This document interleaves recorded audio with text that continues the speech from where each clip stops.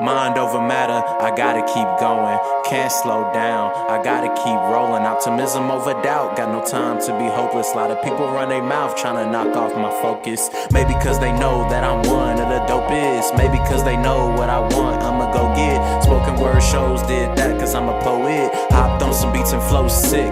COVID, I got willpower, I don't know if you know this. Panic, never panic, no time to be choking. Doors open up, can't hesitate to go in. Can't hold yourself back, that's when doors start closing. Long as you know where you going, ayy. Nothing can stop you. If they try to clown on your name, no, it's not true. God send me blessings like I prayed and I ought you. If I let them tell me who I am, then I'm screwed. Some try to say the damn sky is not blue. If they don't have my best interest, then I'm cool. Didn't get the message, better check your damn Yahoo. Only have to prove things to me, still have a lot to prove. One thing inevitable in life is its obstacles. Not a know-it-all, I'm just trying to be logical, inspirational, relatable, motivational to the youth. Nobody's perfect, hell, I'm living proof, but this is bigger than me, fam, it's bigger than you. I'ma go hard till I'm in a casket in a suit. I got willpower, it explains the attitude.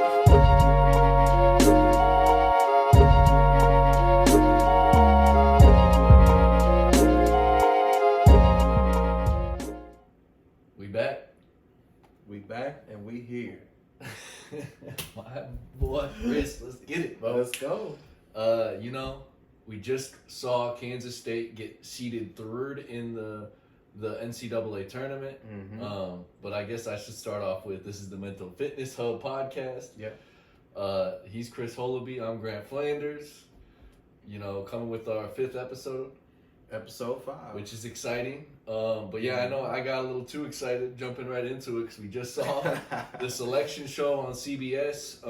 And Kansas State, a 3 seed. They didn't drop too far for losing 2 games at the end of the season. For the first game of the Big 12 tournament to TCU. Mm-hmm. And then, they've honestly could have dropped to a 4. That's what some people were worried about. Mm-hmm. But I think, the strength of the Big 12, it really helped in their case to make sure they stayed in the 3. They're in the East region, with the 1 seed being Purdue, 2 seed being Marquette, and then K-State's your 3 seed. So tough bracket. There's some tough teams down there, but I also don't think it's the toughest bracket. You also have Duke as a 5 seed, which is interesting. Mm-hmm. It is an interesting bracket because K-State could play Kentucky in the second round. Yeah. They're a 6 seed. So there's a lot of interesting things that could take place, but I'm excited. I mean, K-State's back in the tournament for the first time in 3 years, so this is an exciting thing for K-State fans, and obviously I like K-State, graduated from there, but I also covered the team, so I'm excited to see how far they go, and it's exciting, man. Just talk about your excitement level seeing K-State finally get back after 3 years of missing the NCAA tournament. Oh man, I'm super duper excited. I would have liked to see K-State, win the Big 12 championship, but obviously that didn't happen, and now we're here. Got the 3 seed, like you said. We got a first round matchup against Montana State. Not too familiar with their team, but I, heard Jerome Tang and Marquise Noel, Desi Sills, and Keontae. I heard their post-game press conference after they fell to TCU. Yeah. And they're focused. They're focused on preparing for the tournament, physically, technically, tactically, and mentally. And they think they can make a run for it. Now, obviously, a lot of people may be somewhat discouraged going into the tournament because we're coming off of 2 back-to-back losses. We lost the final regular season West Virginia on the road without Desi Sills, which without Desi sure mattered. Mm-hmm. And then lost a tough one in TCU. A bad game. Yeah. K-State played a bad game. Desi Sills was even back, and Sills had a great first half. Oh, blocks and he was blocking everything, man. But it just didn't come together. It was Yeah. Besides those 4 blocks, and Sills, he plays good defense all the time, but as a team, that was one of the worst defensive performances I've seen from K-State. Yeah. We've only seen about 3 I can point out this season where I'm like, that was some bad defense, and that was one of them. Mm-hmm. Twice against TCU, when they played TCU in Fort Worth, and then now against TCU in the Big 12 tournament. And then the second time was against Oklahoma on the road in Norman. That was some bad defense. Mm-hmm. And they paid for it. And I don't like seeing it at the end of the season like this. Yeah. But there's a few things you can talk about with that, because in Marquise Noel mentioned it in the locker room after. Mm-hmm. You know, the last time. Because you were in the locker room. Yep, I was in the locker room afterwards. I got to talk to all the players. Obviously, in those situations when they lose like that, it's not as fun, even for media, obviously, to be in there and have to talk to those guys. Right. Because, you feel for them, and, you don't always get the most exciting answers, but you still got to do your job and go in there and talk to them. And obviously, Right. Marquise is always a cool guy to talk to. Mm-hmm. And he mentioned, last time they lost 2 in a row, they got back on, the right track. That's and right. they won 4 in a row. That's right. I'm not saying I don't feel super confident in it, but if they feel confident in themselves and they replicate that, Mm-hmm. that's Final Four. That's 4 wins in a row. That means Final Four. What do you think? I'm not sure if you plan on talking about this, but what do you think about Jerome Tang kind of taking blame and saying that he didn't have them prepared to face such a physical team? Because he was like, the intensity picks up in tournaments like the Big 12 tournament. He was like, and because they lost, you mentioned they got dominated, on the boards. Yeah. He thought that was because he didn't have them prepared, physically for a physical game, is what he said. So, what do you think? What do you think about that? Like, do you think it's fair for him to kind of put that blame on himself, or do you think our team could have been a little bit more prepared, physically to match TCU's physicality? I like when Coach does that. He does that every time they lose. He's usually taking the blame. Mm-hmm. And like when he went on that 2-game losing streak, Texas Tech and Oklahoma that I just mentioned, Mm-hmm. he blamed it on himself and his staff for not resting his guys. Mm-hmm. And he said we didn't have legs in Oklahoma. We just simply didn't have legs. We had to get back to resting our guys. This one was different. I think they had legs because he wasn't ready to blame it on rest, and as much as physicality, which, like you mentioned, and I do think that can be put on him, because I saw a guy, David, and I don't know exactly why David didn't play at all in the second half, but David Gasson, he did some good physical stuff in the paint, got 9 minutes, and he was defending okay. Maybe it was the rebounding. He's probably getting beat on the glass, and that's probably what kept him off the floor for the rest of the second half. But it is interesting to see a guy who's not the most physical guy on the team by any means, but he is a big man, and he used to start. So it was interesting to see a guy like that I think played some pretty physical defense in the first half, but obviously not enough because he only had 1 rebound. So that was probably what the coaching staff was looking at halftime. Like, man, you're getting beat on the glass, because that was the biggest problem against TCU, was the offensive rebounding. And so I do think that's probably on the coaching staff. There's still, the thing is coaching staff is going to say that, but then they're still going to go correct things within their roster and within their team to make sure in practice that they're doing the right thing. Yeah. And that's something that, because, I think it's a two-way street. They didn't have them prepared for it, but also the player has to go out there and be physical and make sure they go get that offense or go get that defensive rebound. And you sound like what Desi Sills said. He was like, the coaches, they go out there and get us ready, but it's up for us as the players to go and execute whatever game plan that we have, and be able to adjust to the way that the flow of the game is going.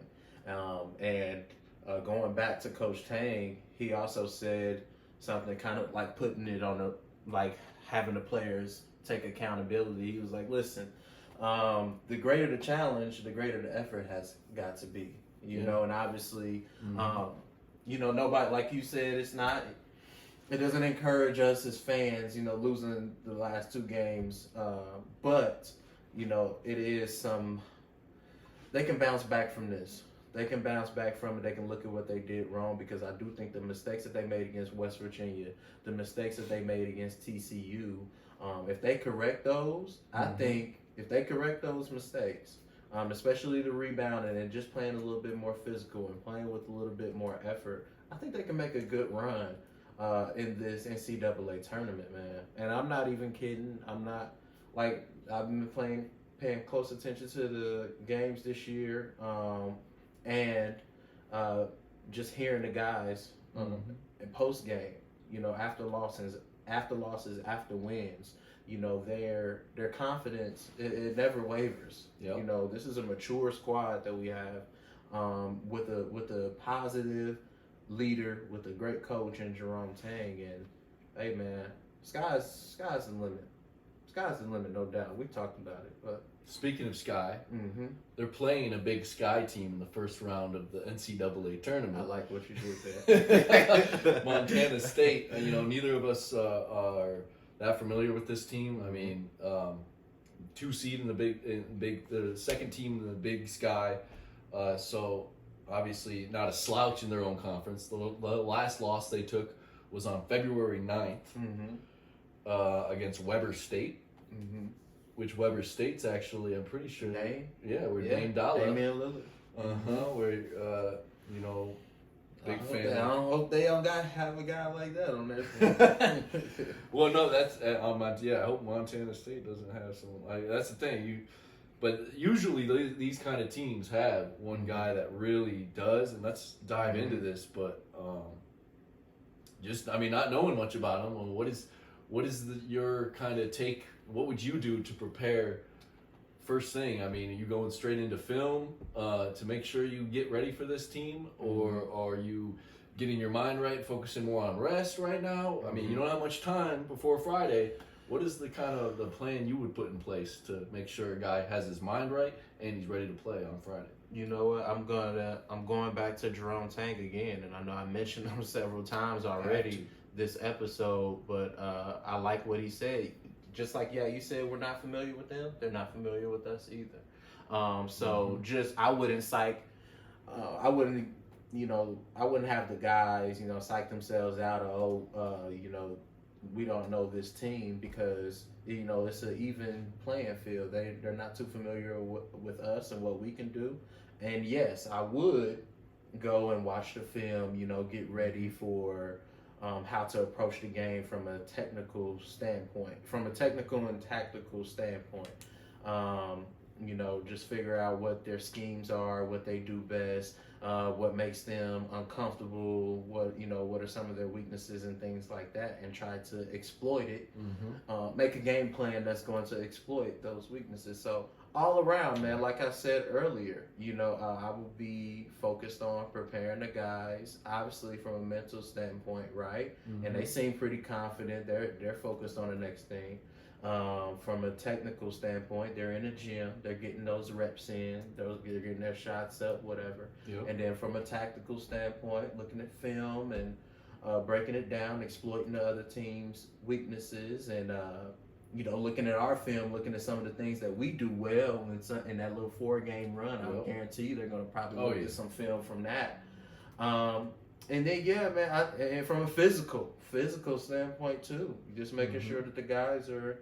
I'm not sure what college coaches do this time of the year to make sure the guys are like in peak shape or whatever. I'm not sure if they increase their time in the weight room or decrease it. I'm not sure, but whatever they need to do physically to get them ready to play, to perform at an optimal level, they're going to do that. And from what I've heard, from the last time I heard from Coach Tang after the TCU loss in the Big 12 tournament, he plans on doing just that, preparing them in all those different levels. Yeah. So I like what I hear. I'm confident in our leadership, and I'm confident in us going into the tournament. I agree. I definitely think we get K-State gets past Montana State. Although, let's talk about them for a second. I'll spotlight 2 of their players real quick. Their leading scorer is Raekwon Battle. He's a 6'5" forward out of Washington. He actually went to Washington University out of high school. Played 2 years in the Pac-12 with them before transferring to Montana State. Last year, he scored 8.5 points per game, played 17 minutes per game. This year, his minutes went way up, almost 30 minutes per game, scoring 17 points per game and shooting about 35% from 3-point range. and 47% from the field.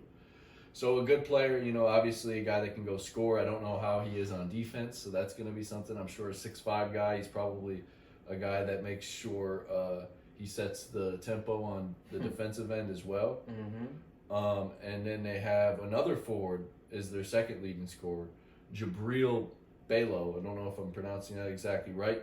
6'9", power forward.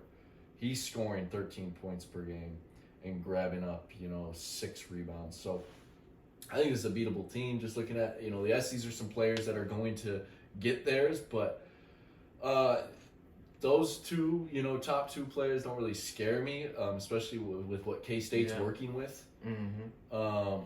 I think, they'll probably get theirs, but I really think Kansas State's going to be able to match up with this team well. I mean, they have another double-digit scorer in his name's Great Ozobor. First name Great. That's pretty cool. Yeah, that's pretty great. That's pretty great. He only plays 18 and a half minutes per game and scores 10 points per game, so that's actually pretty impressive stuff. So he might be. So yeah, it looks like they really rely on 3 forwards. I mean, Raekwon Battle's more of a guard, so at 6'5", but yeah. So they got some size. It looks like. So that'll be interesting for K-State to deal with. But K-State's dealt with the toughest of tough in the Big 12. So I think Montana State should be no problems. Okay.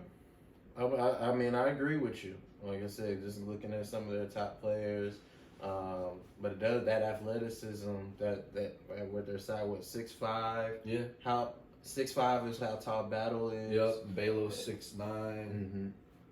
Ozobor is 6'8". So and forwards right there. So it sounds like Keontae Johnson, and Desi are gonna have their hands full. Mm-hmm. But everybody, I don't think it'll.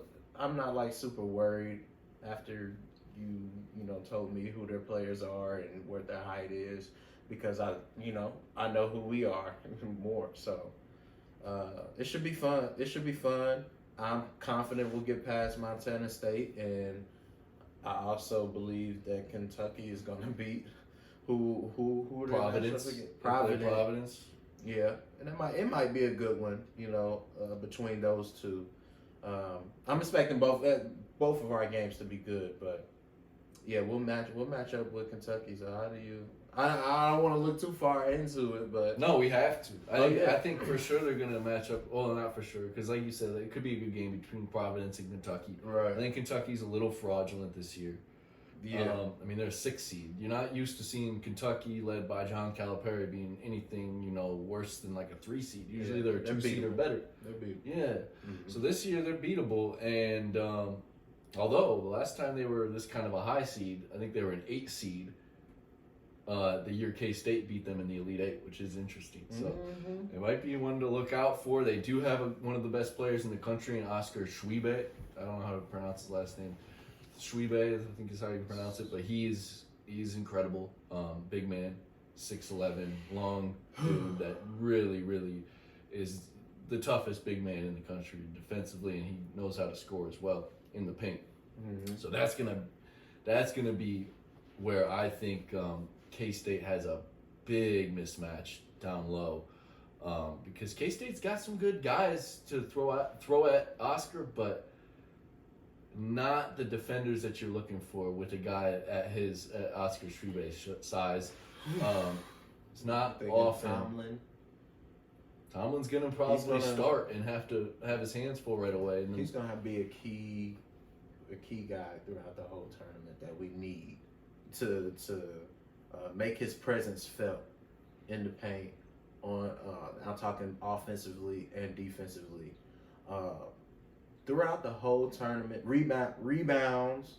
We're gonna need him a lot, and I'm talking about throughout the entirety of the tournament. In order for us to go deep, we're gonna need him to show up and show out every game. So how confident do you feel in him doing that? I like the way he's ended the season. Besides the fact he can't avoid fouls, foul trouble. Because besides the foul trouble, he's been really solid all season. Mm-hmm.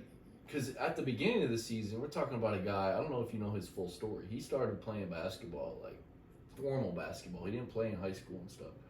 4 years ago. Wow. And he got picked up on a community college team.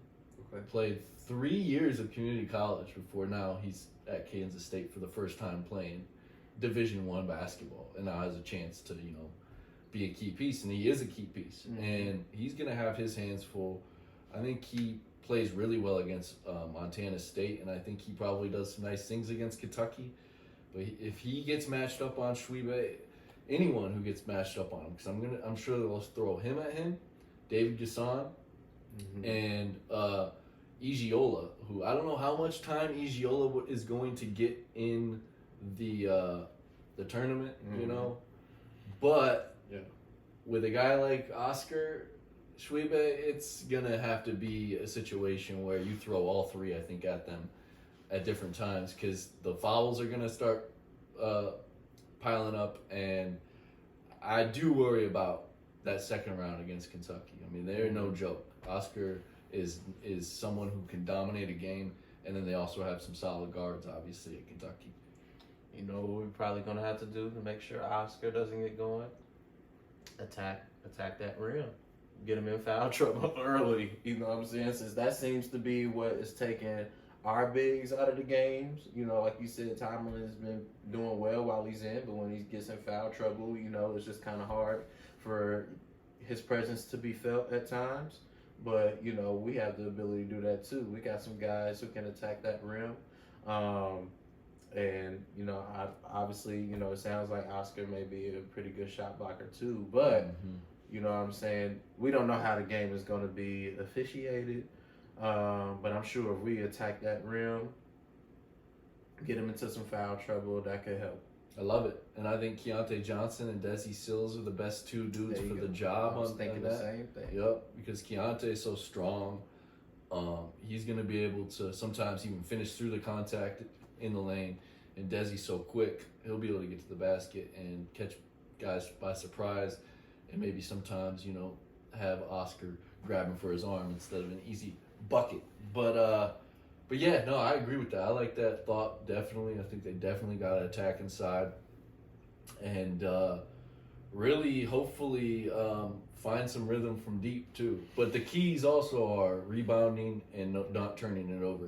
Because really, they can win without shooting shooting a high percentage if they take care of the ball and they don't give up a bunch of offensive rebounds, which the way they gave them up against TCU, that has me worried Oscar could get 20 himself on offense, because that was just a bad effort. But I know K-State's better than that. They've not gotten dominated on the glass that much this season, but recency bias, can sometimes creep into my head and makes me worried about what could happen. But then again, K-State can come out and play flawless against Montana State, and then my switch will be flipped, and I'll be back to, I think Kansas State can pull it off against Kentucky.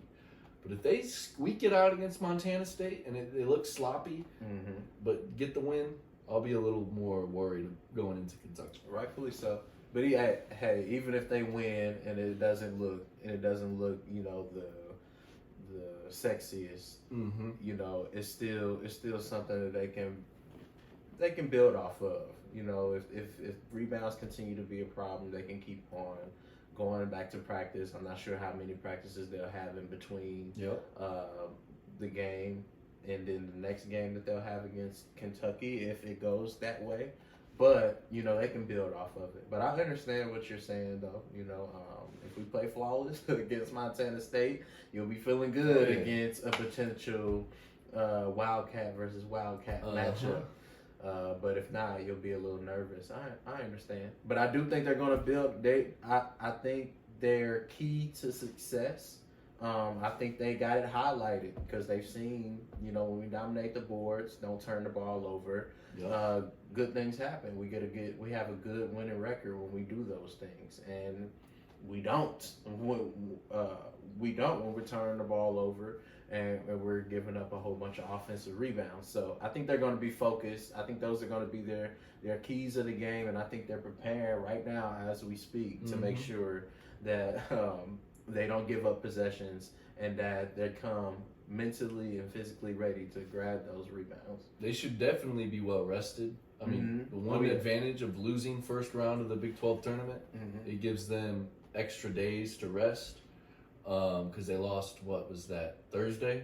So that gives them a full Friday to Friday of rest, full 7 days to really not, put too much strain on their bodies and make sure they're ready for a long tournament run. If that's what they want, obviously that's what they want. That's what they want. So, I mean, we can go even further. If they beat Kentucky, they beat Montana State. I was gonna ask you how far you want to go with this. You want to? Most likely opponent at that point would be Marquette. But obviously, though, I would like to see a situation where 7 seed Michigan State makes it to that I guess that would be the Elite Eight. Or no, that'd be the Sweet 16 at that point. Yep, that'd be the Sweet 16 at that point against Michigan State. I'd love to see it. I know not everyone would love to see two teams that they root for go at it, but that's what would be a dream of mine. Woo. See that? I mean, the dream is to see them match up in the national championship. But hey, I'll take this if it happens. Would you be in a dilemma? No. I would be. I mean, shoot. I think deep part of me would want Kansas State to win it, so I would have a little bit of sadness if Michigan State beat Kansas State in that situation. But I have the mindset of every positive play that game, I'm probably happy. I'm probably have a smile, I'm probably clapping like. There you go. That's the thing, when you have two teams that you have rooted for pretty much your whole life. My dad went to K-State, so he had me rooting for K-State as a youngin'. Michigan State grew up right near there, have tons of family from there. I, as an optimist, like seeing that kind of matchup because, I mean, I haven't seen it a bunch, but if I see it, I imagine I'm going to be happy pretty much the entire game, unless it's nothing but bad basketball. So there's no outcome that can happen if there's a K-State versus Michigan State matchup. No outcome is going to tick you off. Maybe one team blowing out the other. I wouldn't love to see that. I'd rather see, both teams going at it back and forth. But yeah, I mean, regardless, a team I liked won the game. So there you go. And the team I like lost too, but they did it at the hands of a team I like. So I already know you. You're gonna be standing up the whole time, entire game, flexing your muscles. We'll see if it happens. It's not a good chance. I gotta watch a game with this guy. Yeah, it's fun. It's fun. But no, I mean Michigan State's got to get through USC first round, 10 seed, and then get through Marquette after that. If Marquette gets past Vermont, which they clearly probably will. But yeah, no, that'll be interesting to see what matchup Kansas State gets if they get to the Sweet 16. I think they're capable of it, but also you never know what's going to happen in this NCAA tournament. You never know every year. Yeah. March Madness. I think the one thing you can bank on is, until we see otherwise, I'm pretty sure a top 8 seed has won the tournament, for the last however many years. I know I'm pulling out a stat I don't even have, on the top of my head, but it's usually a high seed that wins. You don't often see many low seeds, 8 or above seeds win the tournament. I think Alabama has the best shot to win this year. They're a 1 seed. I think the number 1 overall seed in the whole entire tournament. They have the best player in the country in Brandon Miller. I don't think there's much argument on that, honestly, because if you watch him play, his offensive game, we've talked about him on this podcast, his offensive ability, I truly think comparing him to Paul George is totally appropriate and exciting, too, for what he can do in the NBA and stuff. That's a good comparison. Yeah, because too, I think I love Paul George. You know that. I've been a fan of Paul George because of his game and how, and I think he's a cool dude. But Brandon Miller even seems to have even more of scorer's mindset. Because Paul George recently said on a podcast with, I think it was, who was it? I think it was JJ Redick, said how he doesn't feel, and this was one that I should have thought of before the podcast because it'd be good to discuss on this. But he said he doesn't feel like he is the number 1 guy on any team, really. He feels like he has to be a backup, like a sidekick. Something along those lines. He basically said that I think he basically was saying like he knows the Clippers is Kawhi Leonard's team, and he's okay with being the number 2 guy.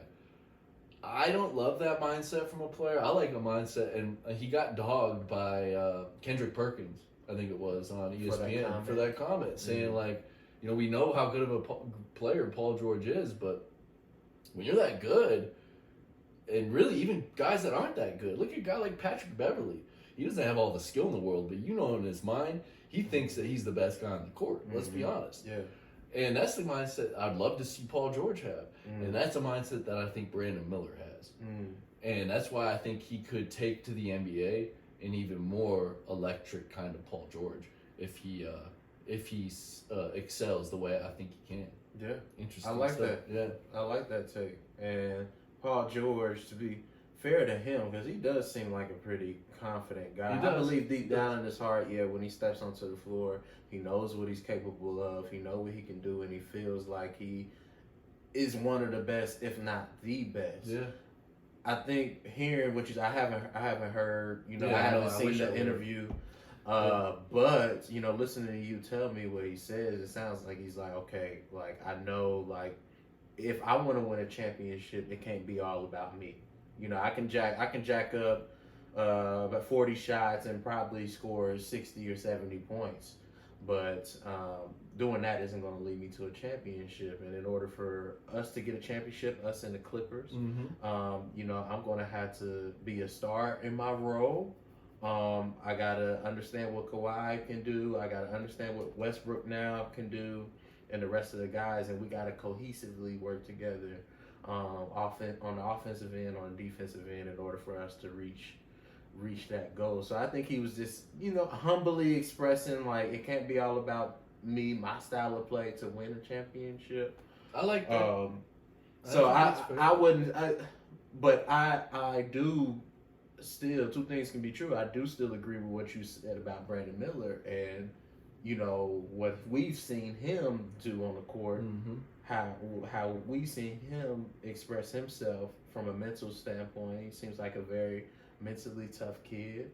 And his skill set, his size, if he brings that into the NBA, he could be a problem. And I do think his potential is up there to where he could surpass Paul George. So it would be interesting. It would be interesting to see, to say the least. No, that's a great point about Paul, and because I do think he's a humble, also confident guy. I mean, he dealt with, and I think this is cool to see when guys like this actually open up about it. But he dealt with mental health issues during the bubble. I remember during the COVID season where they had to be in the bubble for the finals and stuff, and for the playoffs, that stuff for sure. I just think Paul George is a different kind of guy, and I'm not trying to pick on him, but I do think they're similar players in how they play. So I just thought it'd be interesting to bring up, especially because Paul George said that recently on a podcast. But I think you're right.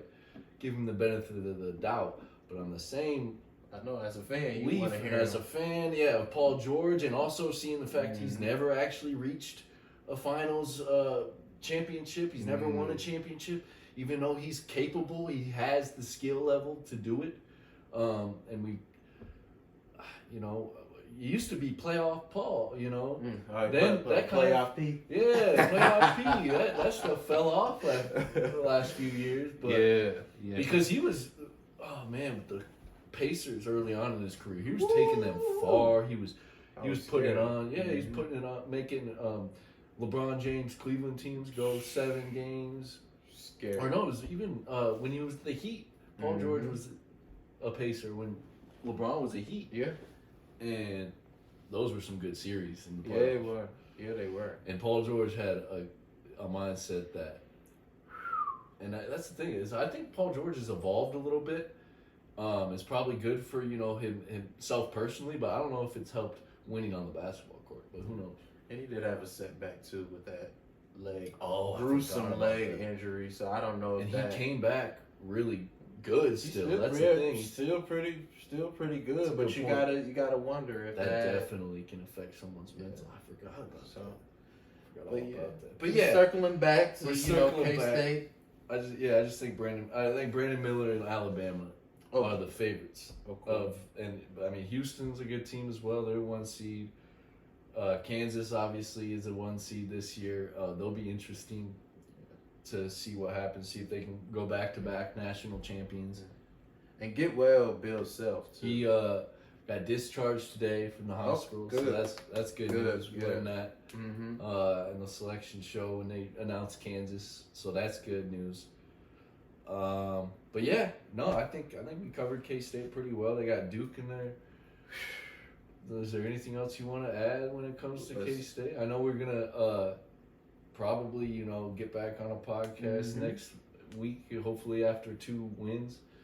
After 2 K-State wins in the tournament, and they're on their way to the Sweet 16, but who knows? One game at a time. That's all I'm going to say. One game at a time is where their mind has to be. That's going to help them focus on the process rather than the outcome. And that's going to be the best way that they prepare for this upcoming matchup against Montana State. They're going to have to continue to carry on that process over outcome mindset throughout the duration of the tournament, and I think they have a good chance to at least win Friday, see where the chips fall, see if we have that Kentucky matchup. If we do, they have a good chance of winning that, and yeah, I'm looking forward to continuing to talk about K-State because I think we're gonna hang on for a little bit, and I'm confident in saying that. I agree. I think so too. I think both Providence and Kentucky, either or, will be a good game, but I think K-State can get past that once they get past Montana State, which I know some might be thinking, why are you so confident? We've seen K-State lose as a high seed. They lost to UC Irvine a few years ago after winning the Big 12.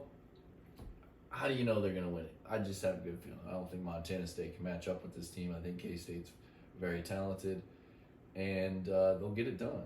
I mean, simple as that. There we go.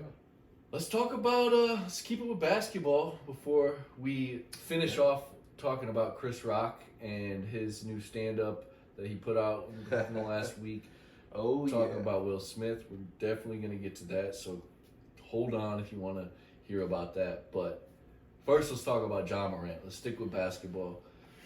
Ja Morant, he's in some shit right now. I mean, we've gone through a few things until he finally got suspended by his own team, by the Grizzlies. Yeah. One of the first things was a laser pointer to the Indiana Pacer bus from I don't know if he was from his entourage. From his entourage, a laser pointer that a Pacers staff member, allegedly, right? Allegedly, yeah. Who knows if Morant was actually in the car and stuff, but by all the sounds of how it happened and how I think, like how Shannon Sharp had talked about it, makes it seem like it's all true. Because I don't think, because Shannon Sharp and those big media heads, they get information that we don't get. Yeah, so when they say types of stuff, you can read between the lines and be like, that probably happened. Because Shannon would not be tearing it. Yeah. I mean, because we have sources, we have people that tell us stuff. And Shannon Sharp's not the type to hold back, too. So he's going to, sugarcoat it enough to keep his source safe. But also, I think he probably knows that, Ja Morant's doing stuff that he probably shouldn't be doing, making the amount of money he's making. $200 million, the talent he has. Nike shoe deal. Just so much good going on in his life. And, who knows what it is, if it's the influences around him or whatnot, but he's clearly making the wrong choices in his life. Yeah, I agree. And like you said, there were allegations out with him and his entourage pointing a gun or a laser at a Pacer staff member after a verbal back and forth during the game. And then maybe 2 weeks after that, it was a allegation coming out about a high school kid playing ball at Ja Morant's house. Things got chippy with the trash talk. And apparently allegedly Ja Morant hit the kid in the face, and then talk continued. He went in the house, grabbed the gun, put it on his waistline, and was just showing it off like, hey. You don't want these problems. Basically, is it allegedly, right? And then after following these allegations, Ja Morant was on IG Live at a strip club. I think it's called like Shotgun Willie's in Colorado or Denver. In Denver, and he was listening. I think it was YoungBoy. I think it was NBA YoungBoy he was listening to, and he pulled out the little pistol and kind of put it up to his head, not like that, but just showing it off basically. And man, the social media went crazy because it's like, dude, we got these allegations, it's not proven, when it's like, oh, okay, maybe they're trying to, how people are, with big celebrities like that, maybe they're picking on them like that. We still didn't know if these things were true, and then he kind of just added fuel to the fire by showing off his gun on IG Live. So, oh man, it was a lot going on with that situation. Like you said, Memphis came out and they said he's suspended, but they called it a leave from the team. But he's suspended and he's still suspended, right? Mm-hmm. Yeah, he still he missed 2 games initially, and it came out maybe a few days ago that he was going to miss at least 4 more games. And from what we know, he's getting himself together. He's getting his mind right, reflecting on these things, probably making some changes, hopefully within himself and within how his inner circle moves. Maybe he's not disowning them, but maybe he's like, listen, I'm a brand now. I have to move different. You all are around me. You have to move different. So he put out an apology. Listen, he put out a statement and said that he's going to work on better handling how to deal with stress. And this is why us doing this is so great.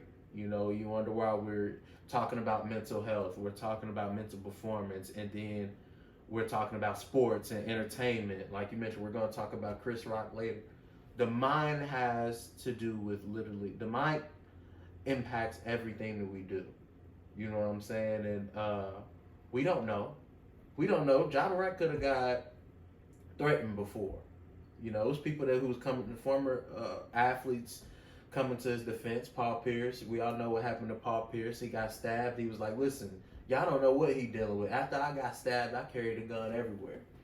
You know what I'm saying? So you wonder. And he's in Memphis. Hey, Memphis can be a rough place at times. So maybe some things were said to him, and he wants to prove to people that he's not lacking. Obviously, that's not the way to go about things, but you can understand what he's going through. So, my bad. I didn't mean to be long-winded, but that's just basically what's going on with Ja Morant.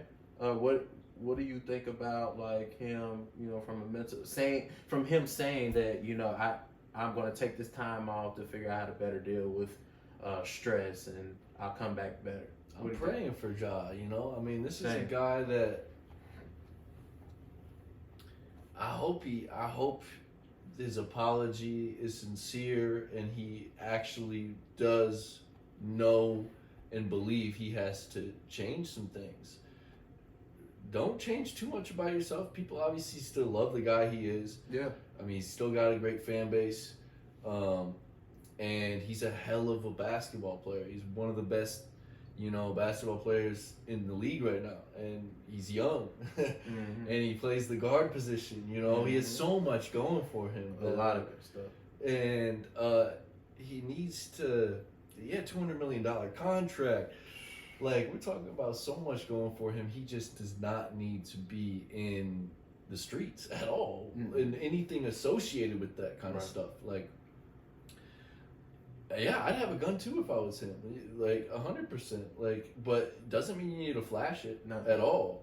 Because that can bring more problems. Yes, right? don't be, because it obviously is. Now he's missing games because of it. He flashed a gun on IG Live, and he's dealing with those consequences. But yeah, no, it just seems like unless he fixes some of his choices and his decisions, and maybe either like you said, help his crew move differently, or sometimes it does. Sometimes it does take the hardest of hard decision and leaving those friends altogether, because some friends will take you down paths that can destroy your life. It's a fact. Just look what happened at Alabama.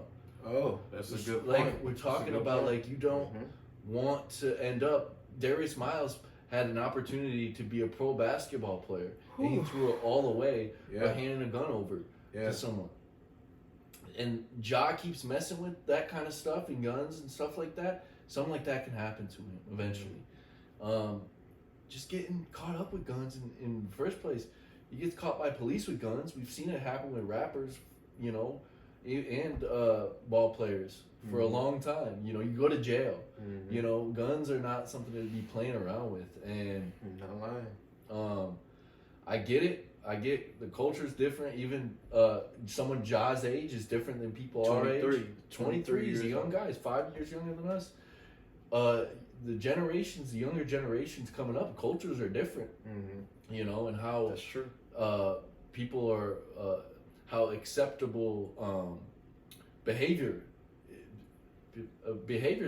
different kinds of behaviors, erratic behaviors are more and more accepted in today's society, especially on social media. And the more we realize that and people understand that and start actually living life in reality instead of always focusing on what's on the phone, because that's part of it. What I think is Morant is worried about impressing his peers and there you go, impressing rappers and impressing other ball players, and thinking that's the way to do it, by saying I'm hard, I got a gun, I got friends that'll fucking kill you, like crazy shit, shit that does not need to be associated with Ja Morant. That's true. Hey, beautifully said, man. Like I said, I'm praying for him too, and hopefully this right here, I'm glad that this was a consequence of his before anything else had a 100%. Chance to be a consequence. And when God is giving him chances, right? There you go. And he, like I said, he's young, man. We messed up. We all messed up before. We were all imperfect. Someone in his position, being a 23-year-old millionaire, you got your family on your back. You're in this, leadership role now. You're a role model to kids, regardless of if you ask for it or not. So he probably just needs to figure out his influence. He just needs to figure out the influence that he has, and hopefully after this suspension, he decides to use that influence for good and change his life, and change the lives of the people around him in a positive way. So he thought, and I think at first it seemed to me he was trolling a little bit by flashing a gun, because like I said, the allegations came out first of him doing this and that, and there were a lot of, like you talked about, the big media heads out there, the Stephen A's, the Shannon Sharps, telling him he needs to chill. And from my perspective, it seemed like he was kind of trolling them a little bit, like, listen, I can do what I want. Yeah. And then boom, this happened, because he probably thought they were just hating on him, just picking on him. You know what I'm saying? But no, like, I think they were just showing that they care for him and don't want to see him in a situation worse than just a suspension. You know what I'm saying? You flashing your guns and stuff like that. Real street people are gonna try to see if you live about that life, or you know what I'm saying? Or they know how to, if they trying to press you, they know how to come correct at you now, because they know that you packing heat. Man, you gotta be scared about all sorts of situations that could happen with Morant. Yeah, because, I think he'll be good. He'll be good moving forward. Because that's a good point. Is people with that amount of money and that kind of limelight, all it takes is one wrong person to know where you live or know where you're at. Just look at Pop Smoke. Just look at PNB Rock. Like, there's so many cases of things where it's like, and that's the thing, is we don't always talk about these kinds of things with ball players. But Ja is putting himself in that conversation, and he needs to take himself out quick before something real bad happens. Because you just were talking about it. That's scary stuff, man. That's You scary make it that big, hey, don't rely on your boys to be security. I hear a lot of famous people talk about this because they may be quick to up it on somebody, like, and I know Ja was the one who allegedly flashed the gun at the kid when they got into that altercation, but they said it was his boys who flashed it at the Pacers worker. I forgot what the Pacers guy did, but you know, you want to hire you some, you know, you got that much money, hire you some security so you don't, ain't nothing soft about hiring Has security. He done that? Is it? Because I hope He probably does, but you know, it's not being reported. So if he does, okay, we'll just rely on them and up their hours and he's already facing consequences. Look, the Grizzlies were second in the West before this incident. They just slid down to third. They've won the last couple of games without him, but still, you know, with him there, maybe they'll still have the second seed in the West. I just saw something today. I don't know if it's 100% sure or not, but I heard Powerade is pulling them. He had that sponsorship. I don't know if they're just like not putting any commercials or whatever that they have going on with him out right now, and they will pick it back up in the future. But I heard that's been put on a pause. And that's a lot of money down the drain at the moment. That's the kind of consequence that can wake someone up. But that's just the thing. It's like, man, fix this because you have the chance to be one of the best point guards of all time. There you go. You didn't see LeBron James doing stupid shit like this when he was 23 years old. No. It's like, just pick your role models wisely. Yeah. Because I don't know, like, Ja doing that kind of stuff, I'm sure he's always loved LeBron James, but I can't sit here and say, wow, he's really looked up to LeBron, the man he is as a man, as a husband, because if he did, he'd probably have different choices in his life, you know? Yeah. But I think Ja's going to be okay. I do pray for him. I think he's he's going to figure it out. He's got great talent. He hasn't allowed that aspect to mess up his on-court play, which is big time. But next, I think, he does need to start changing a few things about his life. Not everything needs to be in the limelight. Cool out, you know. You got $200 million. Go to the strip club, but don't let anyone know you're there. Like, have some fun. Do some cool things. You're 23. You're young, and you know, man, like, that's the stuff you should be doing. But don't make the other dumb decisions because, like we mentioned before, he probably was intoxicated. Man. Pulling the gun out, but still no excuse. We've all been, you and I have been intoxicated. Doesn't mean we're pulling out guns. Right. But it just takes, you know, a level of maturity, which I think eventually he'll get there. Yeah, and something like this has a way of maturing people. And if I was Ja, or if I could offer any advice, obviously I'm not on the level he's on, and obviously we know what's going on with him, but that doesn't mean I could 100% understand the position he's in. But my advice for him would just be, I just put a video out on Instagram today about, you know, not dwelling on your mistakes. So I wouldn't necessarily dwell on this if I were him. I would, you know, I would reflect on how I've been moving. I'll make some changes, you know, for myself and for the guys around me that's going to help us move more militantly. And I would have a little bit more gratitude for the position I'm in of superstardom, for the financial aspect that I'm on, you know, and understand that this stuff can all be gone, you know, so quickly by doing the wrong thing. So that's the advice that I give him. Just, you know, be thankful for the position that you're in and do everything that you can to protect it. You can still be yourself. You can still hang with who you want to hang with. but you got to let them know that you're a brand now, and just got to move a little bit more militant. And to have more discipline, but I think he'll be fine. 23 years old, man. He's a kid himself, but he's also got tons of kids looking up to him. And that's why I always look at stuff like that, because he's not the only one either that's 24, 23, at his stature and how famous he is and stuff like that, making mistakes like that. You know, I talk about it all the time, but you just don't hear about it all the time with ball players. That's the thing. Yeah. When it comes to any sport, professional players, you don't really hear about these kind of accusations and stuff, except for once in a while. I know Ron Artest once brought a gun into the locker room when he was with the Washington Wizards a long Gilbert time. Arenas. Gilbert Arenas. I said Ron Artest. Yeah. Meta World Peace now. Shout out to Meta World Peace. I said, I'm thinking of Malice at the Palace. Oh yeah. Yes. Exactly. But stuff happens, man. But yeah, man. We're praying for you, John, and we know you'll be all right. He's a good guy. He'll bounce back. Yeah, exactly. I think he is in his core a good person. He's just got to, I think soul search again, find that part of himself and reflect, like you said. I agree.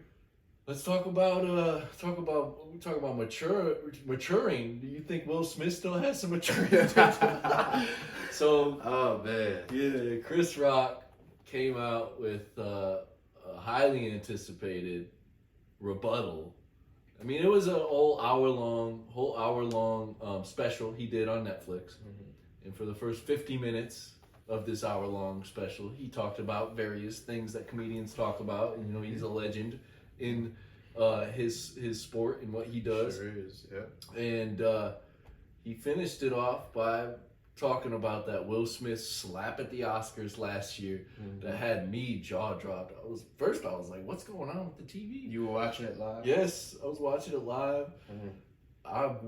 Because at first they didn't show it in America, so I'm like, what the heck just happened? In American TV they have a delay, like a 30-second delay, so they can see what happens live. If they don't like it, they don't want it to go out on TV, they can cut that part. And that's what they did with Will Smith. But obviously it came out anyway because Australian TV, I think that was like the first one that came out. Australian TV kept the whole thing running, and it came out on Twitter, and my jaw was dropped. I was like, holy shit. What did Chris Rock just say to make Will Smith do this? And then, you hear about what happened. Chris Rock joked about Will Smith's wife's alopecia, which is a hair disease where you lose hair, which obviously in women can be very sensitive. And with Will, it was extra sensitive. Because, he, like comedians do, took a dig. And there's reports that there's years of, this happening with Chris Rock going back, taking digs at Jada and Will over the years, various times, whether it was hosting a different Oscars or whatever the case. Chris Rock has poked fun at them before, but whatever the case, I think that's probably what led into Will Smith getting, what did selective outrage? Selective outrage. Yep, I think that's a good term that Chris Rock not only named his special on, but that's why he named it that, because Will Smith had selective outrage and got mad about something that really shouldn't have been. I think it was deep-seated things that had nothing to do with what Chris Rock said. That's true. Yeah. Hey, he was. Will Smith has dealt with a lot, man, and before the slap, I don't think a lot of people really talked about it enough. How everything that was going down with him and Jada was affecting him from a mental standpoint. You know what I'm saying? Like, you got August Alsina coming out and just exposing that he had a whole little relationship. Blowing Jada's back out, man. Jeez. You know what? And that's huge. Now everybody knows that, and everybody's talking about Will Smith. And at first, I don't know how they came to the conclusion that going on the Red Table Talk to talk about it was going to be a good idea, but you could see during that conversation between Will and Jada that Will was still visibly like hurt and upset. You know, his eyes were red, looked like he was tearing up a little. He tried cracking jokes every now and again, but that was a hurt man right there. And I don't know if they had some type of arrangement. You know, we don't know their marriage. They could have had some type of arrangement where they were both seeing other people. Will and Jada, they both agreed to see other people, and Jada just so happened to mess with August Alsina, who I guess was Jaden Smith, Will and Jada's son's friend at the time. Man, it you can just imagine how all of that just made Will Smith feel. Mm-hmm. And then it's been, I think the Oscars happened maybe a year or two after the whole entanglement thing came out.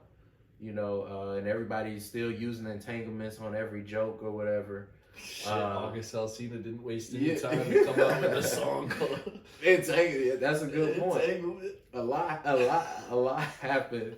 A lot happened between that time of the entanglement thing and the Oscars, and at some point, Will and Jada came back together. Will probably still trying to stay on Jada's good side, knowing that her and Chris Rock behind the scenes had a little bit of back and forth. He says the joke right there. You know, Will is. I've seen him laughing at first. From the clip I saw, maybe he was being sarcastic with it. It was a great joke.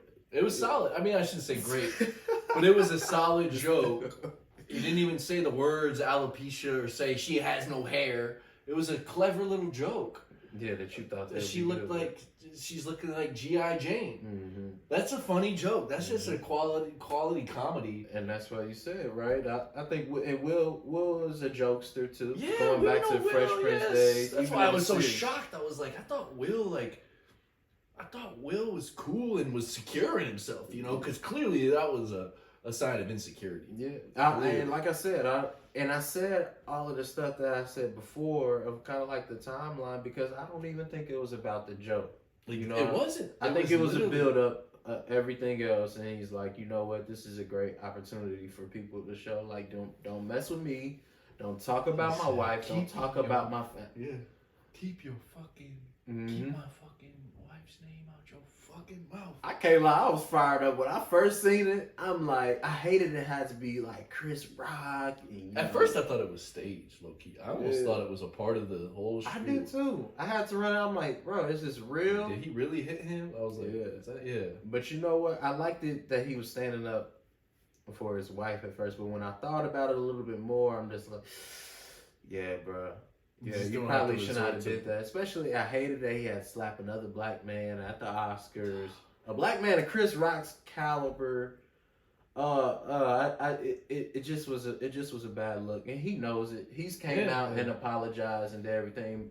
And I guess he's tried to reach out to Chris Rock. Understandably so. Chris Rock didn't want to, respond back to him instead, which is why we're talking about it right now. He decided to come up with a comedy special that just released on Netflix called Selective Outrage, and feel as though Will Smith chose Chris Rock selectively to let go of all of his outrage. Yeah. There you go. to have an outrage, take it out on him, and send a message to the rest of the world by slapping them on stage. So, what do you think about what he said, what Chris Rock was saying in the special? He torched Will. He torched him, and I think I agree with most of it. I mean, that's hard for me to say too, because I love Will Smith. Like, even after that, like, I can't deny the talent and the charisma, personality. I love Will Smith. Yeah. He's serious, like. So it's hard for me to say it because I'm a bigger fan of Will Smith than I am even of Chris Rock. But I still agree with that. Well, I'm still a fan of both, and I'm siding with Chris Rock on this. Okay. Maybe he torched Will Smith a little bit too much with some of what he said, but I think it was warranted, and I think Chris even mentioned how he tried to reach out to Will right after the incident. He tried to reach out after the entanglements thing came out. Oh, is that what he send his said? condolences. Okay. He didn't say anything back. Oh, yeah. But Yeah. See, no, that's interesting. Yeah, so because clearly these two were never really friends. Not that close. I mean, Chris Rock. He was on an episode of Fresh Prince. Real funny. Yeah, it was a real funny episode. I think he dressed up as a woman and tried to date Will, and Will wasn't feeling her in Fresh Prince. And but no, like what Chris said in that special, he said it perfectly. The best line in that special is when he said, she hurt him way more than Will hurt me. Yeah. Jada definitely hurt Will way more, and that's we already talked about, like, where I think that anger came from, where we think that anger came from in the first place is just years or however long of his wife.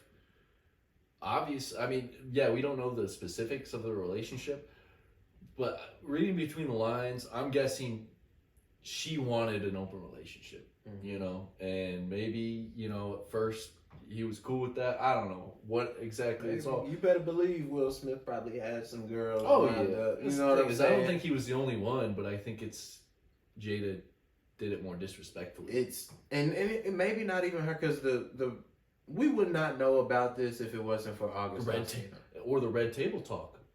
Honestly, there you go. I mean, it's really. I look at Jada, like, I get you want to have that platform to say whatever you want, but man, that's a weird. Not everyone would put out their dirty laundry like that on a podcast, and at the same time, like, I respect it in one sense, but at the same time, it really embarrassed Will. As someone who's been a fan for him forever, and still am. I still look at that and I'm like, man, I feel for you, Will. Like, that's messed up stuff. It was public humiliation for Will going on the red table talk, and you know, he signed up for it. Chris Rock joked about that in the special. You all have to check it out. But it's also public humiliation for Chris Rock getting slapped on stage while hosting the Oscars by Will Smith, and I think it's kind of a double entendre of why Chris Rock decided to name his new Netflix special Selective Outrage. I think he was talking about what Will Smith did, right? And then at the end, he let out his frustrations on Will Smith there, you know, selectively. So no, that's a good point. Yeah, I think it was. He didn't just drop the mic. Yeah, he threw it down, but. From a mental stand, you know, it's mental fitness hub. We always try to tie in these situations into mental health. I think it'll be very important for these two to eventually talk. I think it's bigger than them. You know, especially, you know, how often do we see black men have disagreements, right? It'll be good for them to get together, communicate, and talk this out. They don't have to do it publicly. They can do it behind the scenes, but I think it'll be cool for them to come out publicly later and be like, listen, we had a conversation, we moved past our differences. This is easier said than done, I understand, because it's humiliation, you know, it huge humiliation for Chris Rock getting slapped on stage by Will Smith. So I understand that it's going to be hard. It may take a lot of time for him to come around, but eventually, you know, I hope they're able to talk, because I think it can do some good. They're big celebrities. They're, you know, they're on this pedestal. That's just the way things are. If they can handle those differences, you know, in an appropriate way, I think it'll be a teaching moment for a lot of us. And yeah, hopefully they can move forward, but it's going to be hard. And yeah, I don't know if they'll ever move forward with their friendship, but I do agree they should. And because I do think it's way bigger than them, and it's a way. It's something that, like, yeah, like, these are two black men, like you mentioned, that we want to see, coexist and be friends. yeah. Like, these are two legends in the game, and like it is sad to see that they obviously are beefing. Yeah. And they've beefed for years, and it's all, I think it's all because of a woman, that Chris hasn't even messed with, so it's like, that's true. It is That's true true. that, like, for real, like, I think at the time, I said, man, why are you slapping Chris Rock? Mm-hmm. Save that for August. Why aren't you smacking the shit out of August Alsina, the one that actually deserves an ass whooping? Mm-hmm. And really, not even that, because that's the thing, is I don't even ever want to condone violence at all. But that's my point. It's just like, Chris wasn't even a part of the situation, and you went after him. Yeah. When in reality, the healthiest, from my perspective, take it for what it's worth, the healthiest thing he probably could have done was leave Jada a long time ago. Hey, man. But that's, not in here nor there. I realize there's all sorts of other things. They have kids. They have a whole massive business, just the two of them. They're both worth a lot of money. But then again, Will is Will Smith. He can carry on without Jada if he really wanted to. If he really wanted to. So we'll see what happens with their relationship. I mean, if they're still together, hopefully they're doing well. Last thing on this segment was, all this stuff, obviously we have to keep it into consideration, but I want you to put, you in the audience, to put this into perspective. Okay. Chris Rock gets slapped on stage in front of I want to challenge everybody to keep this into perspective, right? Okay, so Chris Rock gets slapped on stage, publicly humiliated in front of millions of people. Not just the people at the Oscars, but social media. He was the butt of everybody's joke, right?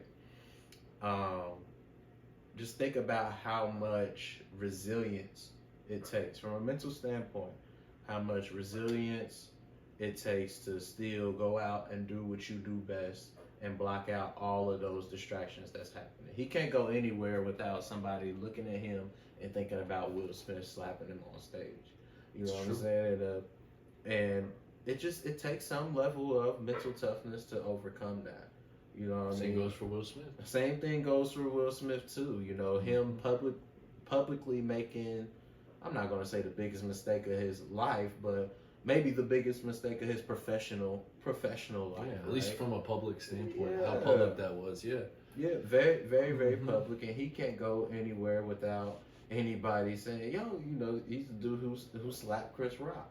You know what I'm saying? So it takes resilience on both of their ends to really just block out all of those distractions, not dwell on the past, but to stay present and figure out how they can just continue to do what they do well and make sure they avoid making similar mistakes in the future. From Will Smith's end, I guess he has to avoid making similar mistakes in the future, but Chris Rock just has to figure out how he can not just accept that he's going to be the butt of everybody's joke for a while. He's going to be that guy who is known to get slapped by Will Smith at the Oscars, but just accepting that and understanding that his career does way more than that one moment. Yeah. And he just has to continue to do his thing. So it takes a lot of resilience, it takes a lot of mental toughness, and I admire both of them for bouncing back from this situation. I like what Chris Rock did, and how he went about, and yes, it was maybe too much at some points of his comedy act, talking about Will Smith and digging into him, but some of it was deserved, and how they went about it. And I just think that the fact that Chris Rock was able to make fun of himself in that situation right before, because at first because that's the cool thing about comedians, is they're able to be resilient because they make fun of themselves for a living. That's true. That's true. I imagine Chris Rock probably made the best of it shortly after getting smacked, and probably went to some of his comedian friends and started joking about it. And so that's one thing I admire about comedians and admire about Chris Rock, and especially in a situation where he has nothing to really apologize about. He was just joking about, yes, he was joking about a sensitive subject with Jada Pinkett Smith and her alopecia. But it was clever, He was doing his G.I. job Jane. as a comedian. Yeah, it was a G.I. Jane joke, and and to me, depending on how you look at it from a perspective, the joke could be taken as a positive, because G.I. Jane is, from what I understand, a pretty smoking hot chick. So it's not like we're talking about some like ugly character from some show that happens to be bald as well. We're talking about like one of the an iconic, G.I. Joe, G.I. Jane. Like, these aren't ugly characters that they've made. We're talking about good-looking people that happen to have short haircuts. So it's like, I just think, as we've talked about, that was way more than just the joke that Will Smith, got selectively outraged about. And sure enough, I think he totally went out of character, did something that I don't think Will Smith would ever do. Again, especially. Agreed. And I just think Will Smith is the one that I think is going to be embarrassed more in the long term.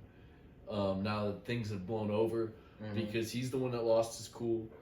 Chris Rock, right after that situation happened, right after getting smacked, could have done some stupid stuff on his end. Oh, yeah. Out of emotion. He held his composure. Talk about I admire that as well. Yeah, that's tough to do. He said, nope.